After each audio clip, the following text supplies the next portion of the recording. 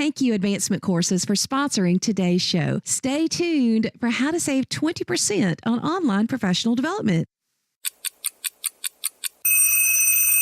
Episode 437, my favorite tools right now, February 2019, with Vicki Davis. The 10-Minute Teacher Podcast with Vicki Davis. Every weekday, you'll learn powerful, practical ways to be a more remarkable teacher today.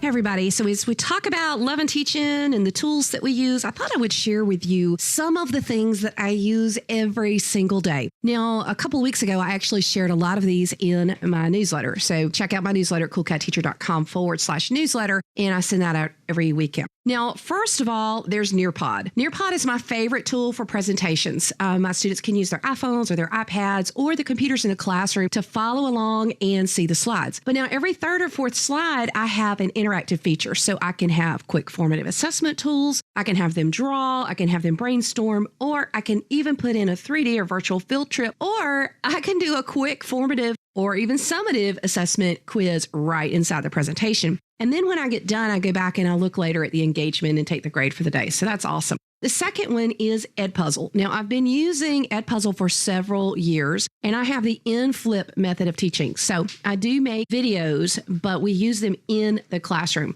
So I make videos for my students and include little formative quizzes and feedback inside the video. But I can also take video that other people have made. If I want to add my voice, I can, or I can just use their full video altogether. For example, there's a great PBS series on filmmaking that I've kind of added quizzes and thoughts to pause things and let my students understand about digital filmmaking. So I could not effectively in-flip my classroom without this tool. Now, the third one is kind of a category of things. It's HyperDocs.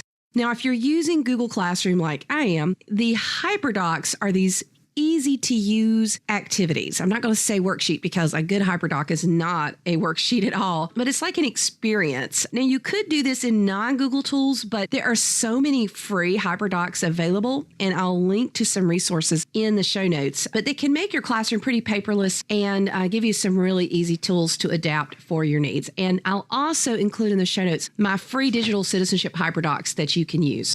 Now, the fourth one is, at my school, although we are a Google school, we are also an Office 365 school, and our email actually runs through Office 365. Now, my students love Office 365, and they can open their files in Word on their computer, online, on their phone, or their iPad, or anywhere. And then we also use OneDrive for file sharing. In fact, most of our videos we actually upload to OneDrive.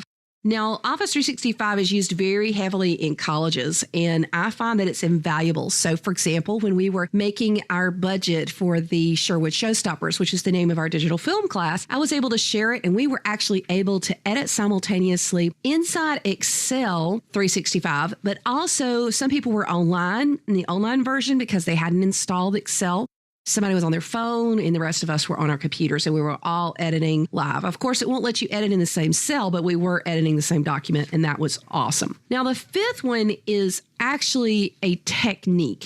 So I believe that every student should know how to do screenshots and screencasts on any device that they use in the classroom. I will also include in the show notes a link to 10 ways to use screencasts for formative assessment. So if a student makes a video game, for example, I want them to record the screencast of them playing the video game and show me all the different levels and show them winning and losing, because I'm terrible at video games. And before I did this, it took me forever to grade projects where they were programming video games all the time. Even today, the kids were programming in Metaverse, and I had them record screenshots of the screens they had made and then quick little screencasts on their phones, which does have a record button, and then just turn that into Google Classroom.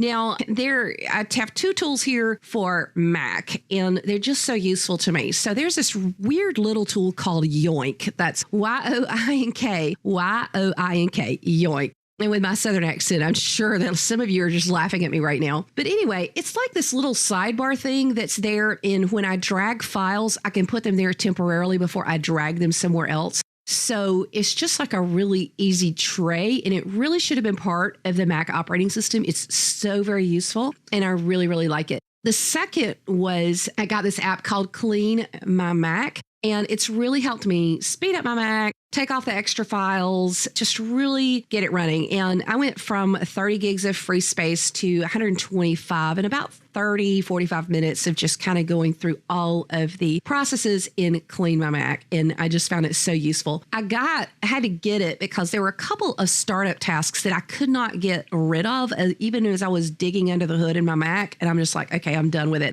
And I ran the free trial and then I ended up upgrading to the full thing. So I really like Clean My Mac.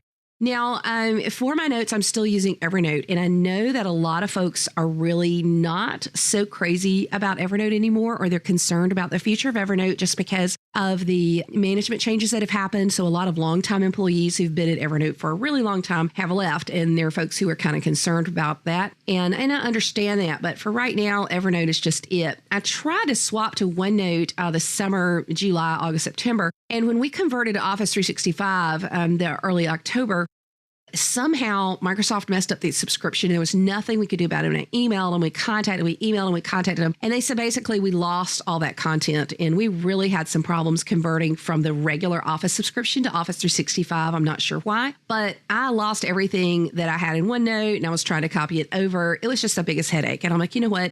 When I leave the school, I don't want to lose everything too. And Evernote is just there and it's just so very reliable. So I think it's awesome.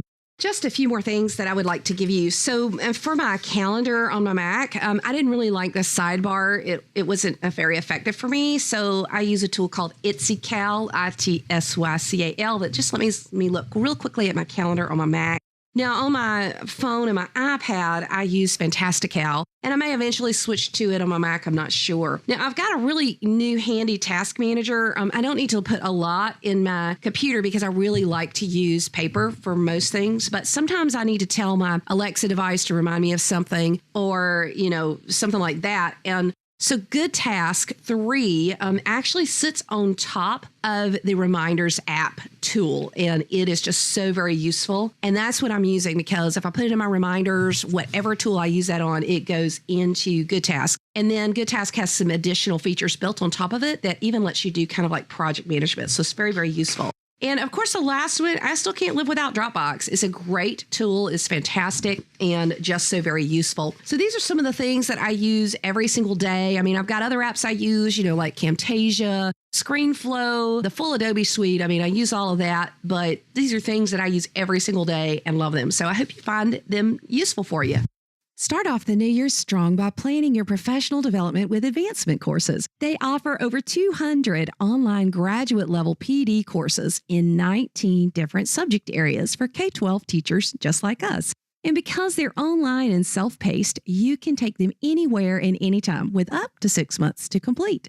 The courses are available for graduate credit through CAEP and regionally accredited university partners or for continuing education units that meet your state requirements. They're a terrific way to get your PD done, and the courses really focus on creating practical products that you can use in your classroom the next day. Right now, my listeners and blog readers can save 20% off each course with the code COOL20. That's just $120 per graduate credit hour or $160 for 50 clock hours. So go to advancementcourses.com/coolcat and learn more and use the coupon code COOL20. Never stop learning. Thank you for listening to the 10-Minute Teacher Podcast. You can download the show notes and see the archive at coolcatteacher.com/podcast. Never stop learning.